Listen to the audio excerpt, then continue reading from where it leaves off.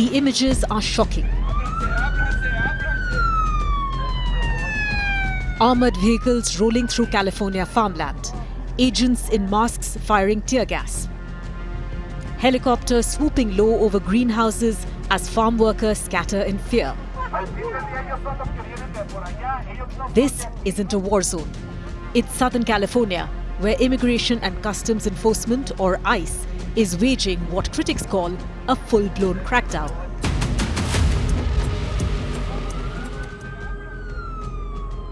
It started with Glasshouse Farms, one of California's largest licensed cannabis growers. ICE agents, backed by National Guard troops, stormed their nurseries in Carpinteria and Camarillo. Tear gas choked protesters as helicopters hovered overhead. At least 100 workers were detained.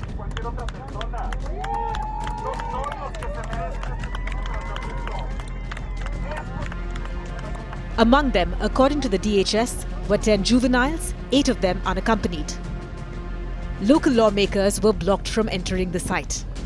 City council members were injured in clashes, and in a state where cannabis is legal, the raids raised a crucial question.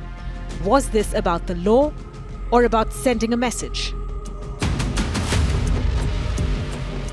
As images of crying children and tear gas-filled fields went viral, California Governor Gavin Newsom launched a scathing attack on federal authorities online and offline. In one post, Newsom condemned the chaos.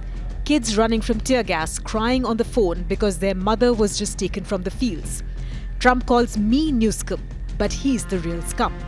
The DHS hit back hard. Why were there children working at a marijuana facility, Gavin? Wrote a DHS spokesperson. The back and forth escalated into a political brawl, with Newsom's office calling the raids inhumane and accusing Trump's team of using federal agents to evoke chaos, fear, and terror within communities. Trump's 1,000-page Big Beautiful Bill gives ICE an unprecedented $75 billion through 2029, turning the agency into America's largest federal law enforcement body. Here's what's changing. $45 billion to double detention capacity to over 100,000 beds. $30 billion to hire 10,000 new deportation officers and upgrade its deportation fleet. $16.5 billion in state grants for enforcement, potentially adding even more camps. $170 billion total for immigration enforcement across the Department of Homeland Security. For perspective, ICE will soon employ more agents than the FBI. Its budget now eclipses the FBI, the DEA, the ATF, US Marshals, and Bureau of Prisons combined. Critics call it Trump's personal militia, while supporters call it long overdue. Southern California has become ICE's testing ground. Since June, several reports suggest that more than 2,700 people have been arrested across Los Angeles. They completely protected the ICE operation. Raids at Home Depot parking lots, donut shops, and garment factories have sown panic in immigrant communities.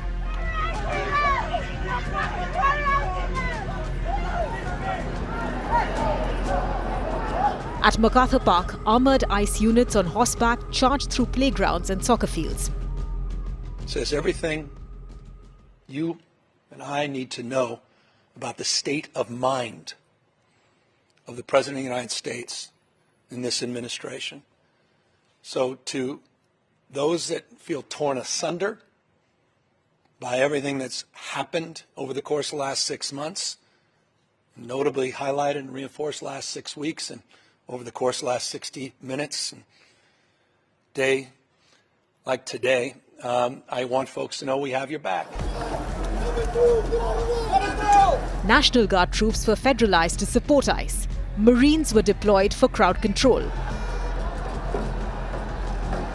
ICE's power is unlike any other US law enforcement agency.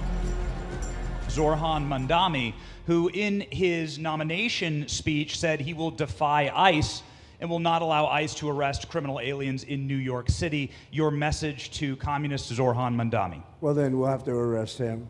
Look, we don't need a communist in this country, but if we have one, I'm going to be watching over him very carefully on behalf of the nation.